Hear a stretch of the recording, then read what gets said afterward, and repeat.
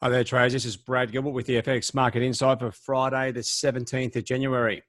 All right, now we had a few bits of US data which came out a little bit stronger. The Philly Fed Business Index and the retail sales ex-autos, both stronger numbers, and that sort of underpin the US dollar slightly. So you saw the dollar index pop up from sort of 10 to 30 odd. So not much of a move, but stops the slow drift lower. Now, if I just give you a look at the general news, what's going around, the more about Trump. Okay, so there's this Trump impeachment is starting to heat up. Now, it's a bit of a silly situation if the this kid will get voted down and he's back in power, even though he's sort of broken the law. So it's pretty hard to work out exactly how this is going to escalate, but we'll see how it goes from there. And that's pretty much all she wrote as far as the news. So with that, you wouldn't expect too much change on the charts, and that's exactly what's happened. If we look at the Aussie dollar just grinding sideways, as is the euro, a slight US dollar strength, pushing it back down to 111.30. But once again, the ranges aren't that far. The safe haven trade, it's been unwound. Dollar yen slowly climbing. It's not exactly jumping out of its skin, but it is edging higher. And dollar CAD, as I mentioned yesterday, it's broken down through that short-term support, but just trading sideways. It's not going up or down. Now, I just wanted to show you a couple of things here whilst there isn't a lot of trading activity. I had a couple of questions the other week saying about the Kiwi. When it gets into, if I can just blow this chart up, when it gets into a situation where is it a good trading situation when the currency's at this level here and you got support and resistance on the top side?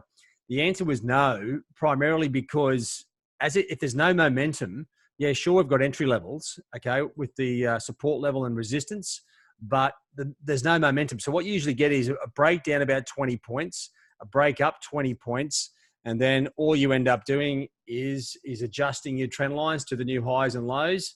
And that's exactly what happens in sideways moving markets where there's no general momentum. So with the Kiwi, that's all we've had to do at this point is blow those trend lines out, and they're your new levels. Now, on top of that, Sterling, okay, I haven't been trading Sterling for some time just with Brexit and everything else that's going on, but check out this trend line setup. Now, I don't really have a bias for Sterling. I think it's sort of generally sideways, but when you've got a trend like this, one, sort of two, three touches, this trend line here is going to be spotted by everyone.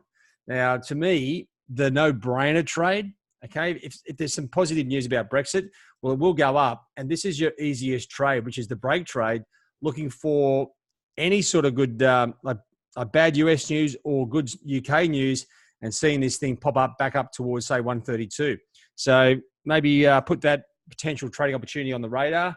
I'll be adding it to the analyst picks, which is just primarily because it's the only currency that's got a really good shaped trend line at this point, and that actually hasn't broken.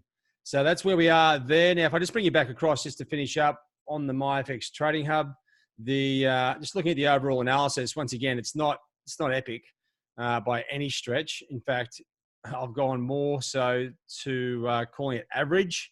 Now, the bottom pairs, Euro, Sterling, Aussie, Kiwi, pretty much drifting sideways, and a mixed reaction here on the dollar pairs, which is, that's pretty poor trading conditions. As it is, Sterling with that setup, even though it's got a neutral bias, there is a chance here. That chance is very, because we don't have that clear momentum at this point. It's a bit speculative, very small trade size, so it doesn't blow out your capital management. The other pairs, well, it's hard to pick. You come to the data to look what's going to match up. Well, we've got Chinese GDP. That's going to influence the Aussie and Kiwi. They're just drifting, so not much of a chance there. Once again, UK retail sales. This is the puppy, I think, where we could get some value. Strong retail sales figures, pushes it, gives it momentum to the top side, and that could be the answer, as well as the prelim University of Michigan consumer sentiment numbers come out very late. So, the chance of getting strong UK and weak US numbers, 6 hours later is a bit of a stretch, but that's what I'll be looking for. All right, guys, pretty much the end of the week. Not much we can do about the lack of momentum. It all comes back to these geopolitical events, which are petering away. Hopefully, what is it now? The 17th, couple of weeks, and the UK will be out of the EU. Hopefully that gives us a fresh start there. All right, guys, have a good one. Cheerio.